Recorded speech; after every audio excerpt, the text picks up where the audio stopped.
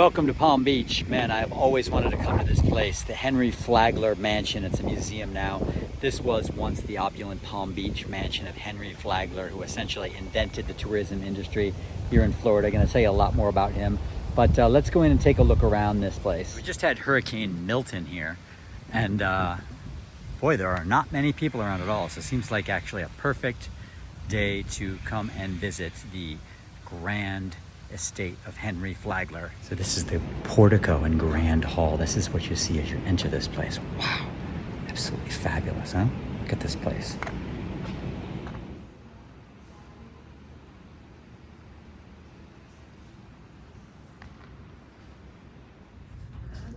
So this first floor was where they entertained guests. I mean, can you imagine? Wow, absolutely fabulous. This is where they'd host their dinner parties and such. You got the breakfast room. Look at this. Very intimate and classy. How'd you like to have your morning oatmeal or Cheerios here in this lovely little room? Dining room is absolutely epic. I mean, look at this ceiling. So this drawing room was where Flagler's wife and the women would hang out. Not too shabby, huh? Well, wouldn't you like to have a library like this? Oh, this is the room in the house that I really want. Look at this place. Absolutely magnificent. Don't know if this is his original collection of books or not, but what a little office this would be right here. Giant oak desk, or is this mahogany? Look at this. No laptop here, but you could fit 10 laptops in this table. That's how big it is. Chandeliers in this place. Look at this. The lamps. The statues. Absolutely first class. Audiobook tour, which I do recommend if you end up coming here. One remarkable thing about this place is that they only spent usually 6 or 7 weeks per year here. Isn't that amazing to have a place like this that we're only going to be in for maybe 6 weeks or so? Phenomenal. Let's take a look at it. God, fantastic. You feel like you're like in a Habsburg castle in Salzburg or someplace like that, don't you?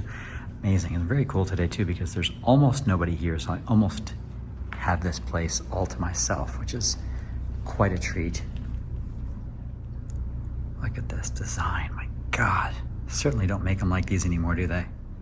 You know, I thought the library was my favorite room, but I don't know. God, this music room is absolutely amazing too. Just colors in here are just phenomenal. And the artwork. The audio guide tells us here that this magnificent organ has 1,249 pipes, and music was an important form of entertainment back then, obviously, because they didn't have Netflix and all kinds of silly things like we do now. And very interestingly, too, they actually employed a full-time organist to come and operate this thing and entertain guests for the 6 or 7 weeks per year during the season when they would be here. Isn't that incredible? You guys want a music room like this one? I absolutely do. God, beautiful. This is such a bachelor's pad. Sorry for the lighting issue, but this is very dark in here. They've got a billiards room, too. Of course, this is a complete bachelor pad, this place. Amazing. Look at this. Not one, but 2 pool tables. You gotta love it. This is the grand ballroom, and this is where they would host their formal occasions. 3,200 square feet, I think they said this place is. Absolutely amazing.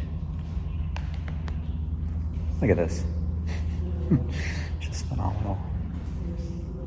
All right, so this is the Flagler Hotel, or the Whitehall Hotel Annex. So I guess Flagler died in, I think, in 1913, it said.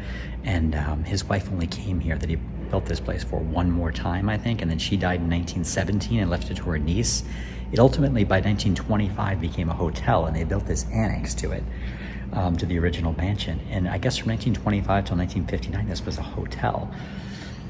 Just incredibly interesting. But they're saying also that the season here, what Flagler wanted to do with Palm Beach was he wanted this place to rival the way Newport, Rhode Island was in the summer. He wanted to be Palm Beach, have that same sort of season, social season here in the winter. And the season was only from New Year's until Washington's birthday. That was it. So they didn't even hang around until spring break back in those days. But you know, you continue walking around this place and you become more and more amazed with every room that I look at. It's just absolutely phenomenal. very simple and elegant, but absolutely stunning courtyard out here. The looks on these gargoyles' faces. I mean, look at these guys.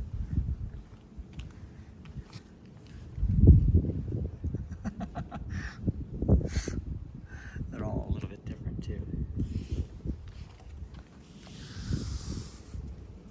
The colonial chamber. So this is where some of their most esteemed guests got to stay. Not too bad. Next door, you've got a smaller bedroom that they called the green room. And I guess if you were not quite as important, you'd be relegated to this one. Still pretty damn good. Artwork in this place. Just phenomenal.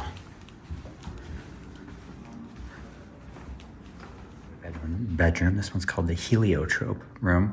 And the gold room. I think this is one of my favorite bedrooms so far. Look at this place. It's a hell of a bed, isn't it? Phew.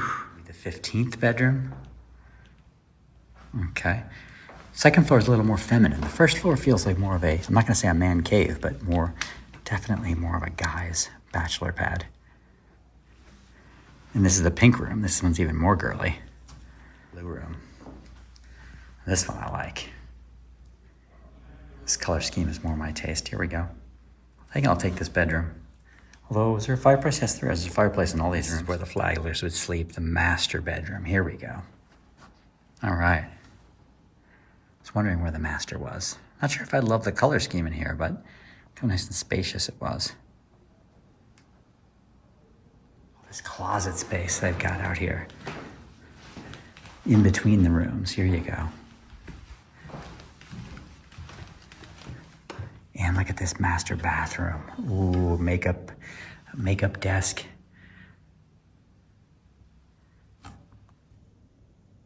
Tiny little shower. The shower is designed for somebody who is, I'd say, about 5'3". Silver maple bedroom. All right, now this one's a little more masculine. I'm into this place. I might take this bedroom if I couldn't get the master bedroom for sure. Here we go. Another bedroom, the colonial bedroom here. How about this yellow roses bedroom? Wow, this is a real girly one. And here's the servants' quarters. Not too bad. Not too bad at all.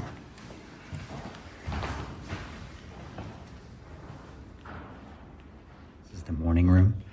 And just listening to a little bit about the servants here.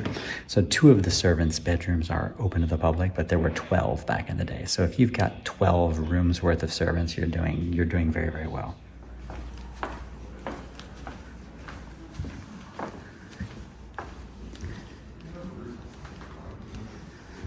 Glad to be here on a day when there's so few people around. This is just fantastic. You go through the history of rooms here too, because some very interesting tidbits. You get some stats too. I mean, like for example, this place is 100,000 square foot plus. It says 100,000 square foot. Whew. 11 years. This is basically just 11 years they used this place, the Flaglers.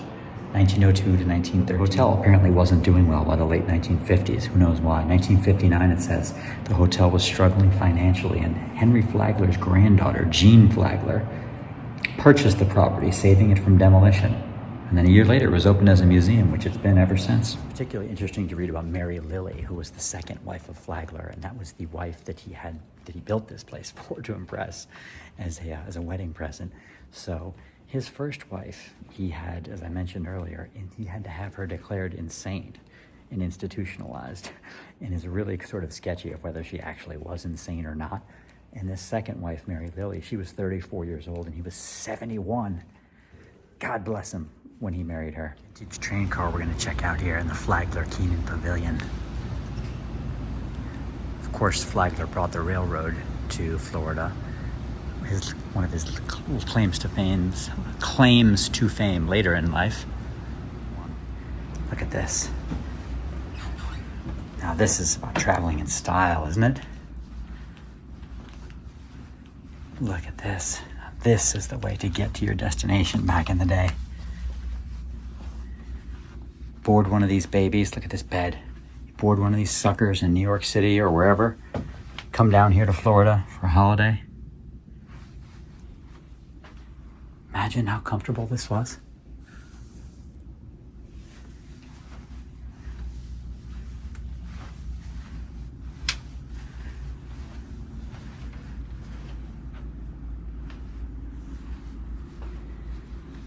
This is just amazing.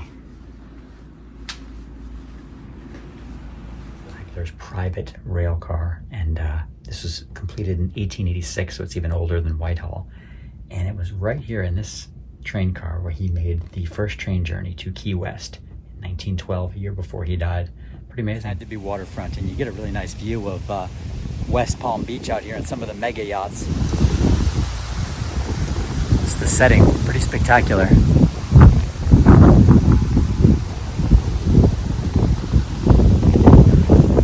Check out that boat right there. $25 million, I'd say. So it cost 28 bucks to get into this place. You might be wondering, especially if you're coming with a family, is it worth it?